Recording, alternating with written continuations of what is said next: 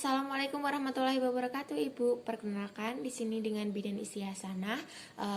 Sebelumnya, apakah ada yang ditanyakan atau ada yang dikeluhkan, Bu? Oh iya, tidak ada ya, Bu ya. Di sini saya akan memberikan konseling mengenai KB mal atau amenorrhea laktasi. Nah, apa sih Bu KB amenorrhea laktasi itu? Yaitu KB yang dilakukan oleh ibu menyusui saat menyusui kurang lebih selama 6 bulan saat dia menyusui secara eksklusif atau memberikan air ASI kepada bayi tanpa ada tambahan apapun. Nah, kemudian ini saya akan memberikan lembaran yang bisa Ibu baca sambil saya jelaskan ya Bu ya.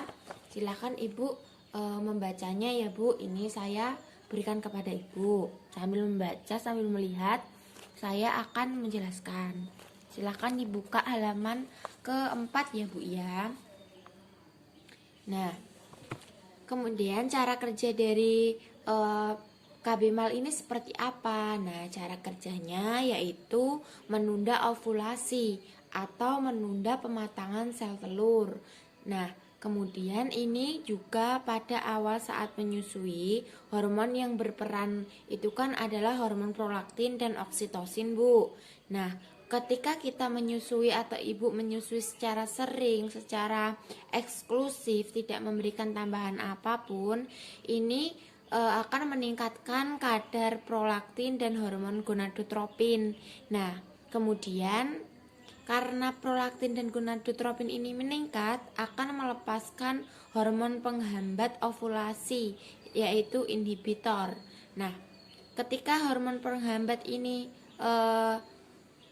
telah ada, kemudian ini dapat mengurangi estrogen. Nah, ketika estrogen berkurang, maka tidak akan terjadi ovulasi. Nah, cara kerjanya seperti ini ya Bu untuk KB mal ini. Nah, kemudian manfaatnya apa aja? Manfaatnya ini KB mal ini sangat efektif 98% ketika digunakan atau dilaksanakan selama 6 bulan. Kemudian juga menyusui secara eksklusif tanpa terjadwal. Nah, kemudian juga dapat segera dimulai. Nah, kan setelah persalinan itu jika ibu bisa menyusui secara eksklusif, maka KB-nya langsung dimulai dengan cara menyusui itu tadi. Kemudian juga tidak memerlukan biaya. Ini juga mengirit biaya ya Bu ya. Kalau KB misalkan pil atau KB yang lainnya itu kan ibu perlu datang ke pihak medis, kemudian juga membayar lagi. Nah, kalau untuk KB mal ini ibu bisa melakukannya sendiri. Kemudian juga tidak mengganggu senggama Bu. Nah, selanjutnya juga mudah digunakan karena ibu tinggal menyusui bayinya secara eksklusif. Kemudian juga ini tidak perlu pantauan secara medis.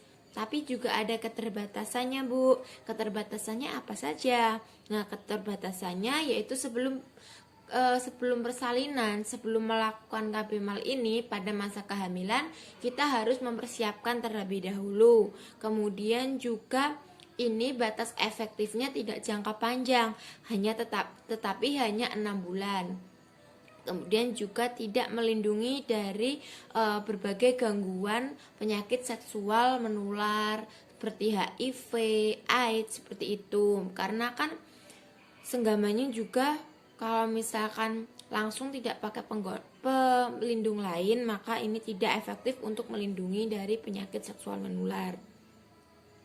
Nah, kemudian ini tidak menjadi rekomendasi atau tidak menjadi pilihan untuk ibu yang tidak bisa menyusui, kemudian juga untuk ibu yang tidak dapat menyusui karena ada masalah pekerjaan, bekerja lebih dari 6 jam seperti itu. Nah, setelah itu ibu bisa buka halaman ke-5 ya Bu ya. Indikasi atau siapa saja yang boleh untuk melakukan KB mal ini, yaitu pada ibu yang menyusui secara eksklusif saja. Jadi tidak menyusui secara selang-seling atau menyusui dengan terjadwal, itu tidak direkomendasikan. Nah, kemudian juga langsung pada pasca persalinan belum mendapatkan haid. Jadi setelah persalinan itu belum langsung mendapat haid ya Bu ya. Nah kemudian frekuensi menyusui juga sering tanpa jeda, tidak terjadwal juga. Nah kemudian ASI juga tidak menggunakan dot atau tidak menggunakan botol. Nah kemudian juga pada ibu yang tidak mengonsumsi suplemen. Kemudian kontraindikasinya apa saja? Nah, kontraindikasinya yaitu pada ibu pasca persalinan dia langsung mendapatkan haid.